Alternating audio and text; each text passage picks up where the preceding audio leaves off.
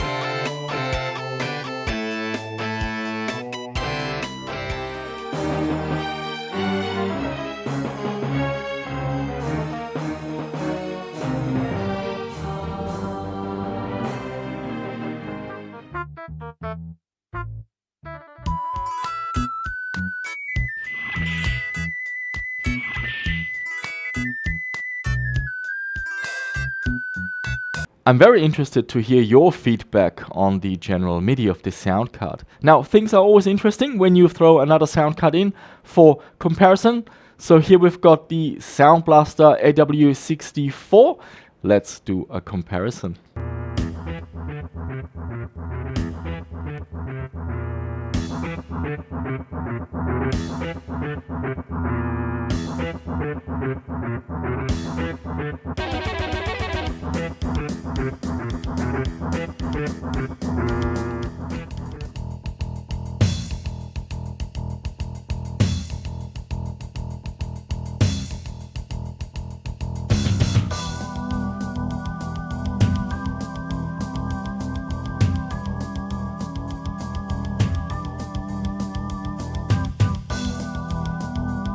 And we have another comparison. This one is more high-end. It is the Dream Blaster X2.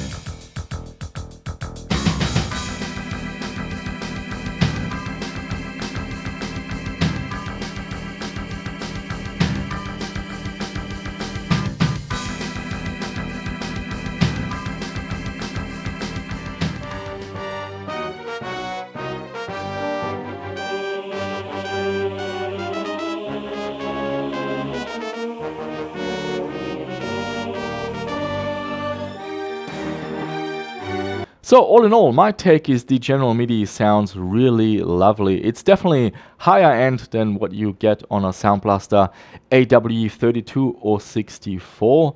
But if you have a MIDI device from Roland, Yamaha, or one of the higher end Dream Blaster modules, then this Ensoniq Soundscape VIVO is not quite at that level.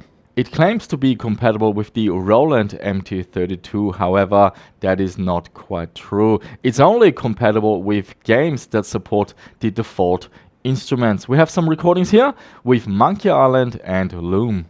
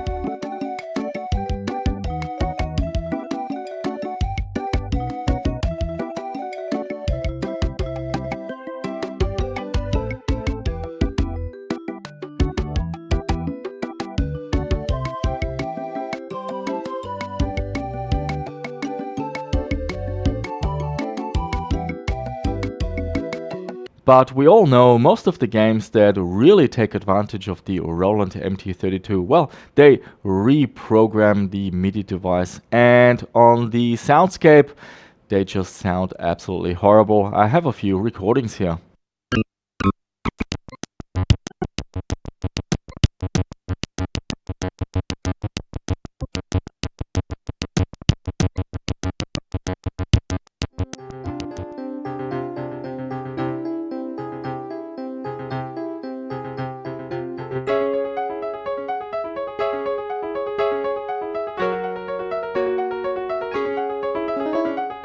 But we do have some good news. If you have an existing Roland MT32 and you're looking for a MIDI adapter to drive it. So most standard sound cards, if you're playing a game like Wing Commander, the game sends a certain message to the MIDI device, but on a regular sound card, nothing comes back and the game just hangs. Well, Ensoniq implemented enough of the MPU intelligent mode standard for these games to work. So the short version is, this is almost a perfect MIDI interface for connecting a Roland MT32. So the general MIDI support is pretty good, MT32 not so much. What about Lib and the FM chip? Well, the bad news is this sound card, it does not have a FM chip. It uses the wavetable to sort of emulate FM, and it sounds absolutely terrible. Here are some recordings.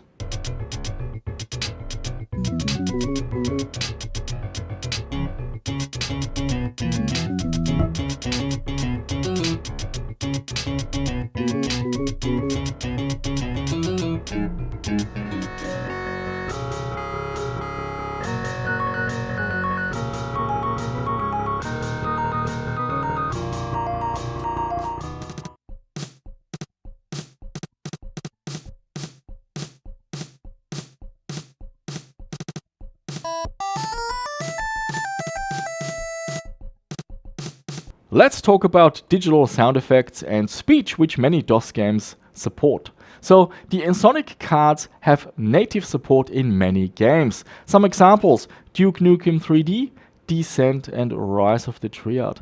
And they do support 16-bit quality with 44 kHz and stereo. It also supports the Microsoft Windows sound system standard. So if a game has that option and doesn't have support for the Soundscape, choose this one. You will also get 16-bit and 44 kHz in supported games. The datasheet claims that this card is compatible with the Sound Blaster Pro 2, but I was unable to verify that. It either hung in games or it would only play back in mono. So my testing, it only worked as a mono regular Sound Blaster. The AD-PCM codec is also not supported. Now, this is a very rare occurrence in games. I know of 2 games. We have Duke Nukem 2 and Major Striker. They take advantage of this codec. So in these games, you will hear no sound effects. So I will give you a demonstration and then following a recording with a Sound Blaster so you know what it's meant to sound like.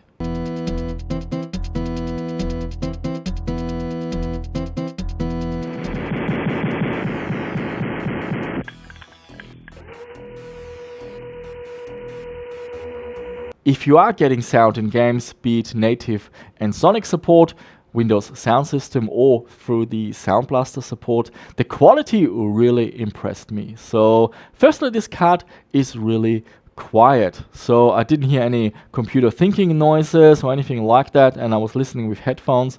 And also no clicking and popping, that DMA single cycle bug that many sound cards have. So that is another highlight. The digital speech and sound effects quality is really clear. So there is a lot to like about this sound card, with the highlight for me being the general MIDI quality. It's very decent. It's not at the level of a Roland or Yamaha MIDI device, but it's certainly better what you get with an AW64 or 32, and even with a Gravis Ultrasound. In Doom, for example, I think this sound card sounds a lot nicer. The sound quality is nice. It's very quiet, and I didn't hear any computer thinking noises. And especially with the digital speech and sound effects support, the samples sounded very clear, no distortion, so that also really impressed me. It's also a pretty decent MIDI interface, especially if you want to drive a Roland MT32 and don't want to pay the huge prices for an intelligent mode ISA adapter. Not so good is the claims of the datasheet. So Adlib, MT32 emulation, Sound Blaster Pro support, none of these really checked out. So in terms of Sound Blaster compatibility, it's only doing mono, which is the first generation Sound Blaster. MT32 compatibility, well, it's only if you're sticking to a few games with the default instruments. I know of 2 games, Monkey Island and Loom. If you know any others, please share them down below. But worst of all is the lack of FM chip. Sounds absolutely horrible, and it means many older games are just not enjoyable on this sound card. The drivers also worked pretty well for me. You can configure some of the resources and features, so that was really nice to see. In terms of compatibility, I only ran into 2 issues with Day of the Tentacle and also Tyrion 2000. In those 2 games, I just wouldn't get any general MIDI music, but the sound effects would play just fine. Where do I see this sound card making the most sense? I think in a late era 486 or a Pentium machine, playing DOS games from 1993 onwards, maybe with a little bit of Windows support, because under Windows it supports 44 kilohertz and 16 bits, and it is a very quiet card. So, but if you're into older DOS games, I don't think this is the right card for you. And finally, it always comes down to price and availability. I picked this one up many years ago when no one was looking, so most of my parts I got for a fairly good price. I don't know what these are going for right now, but definitely I would not pay a huge premium. Yeah, it has some good things going for it, but there's also a lot that I don't like. So yeah, the price needs to be good. Don't spend too much on this sound card. And there you go, guys. This was my take on the Ensoniq Soundscape VIVO 90 ISA sound card. And now I want to hear from you.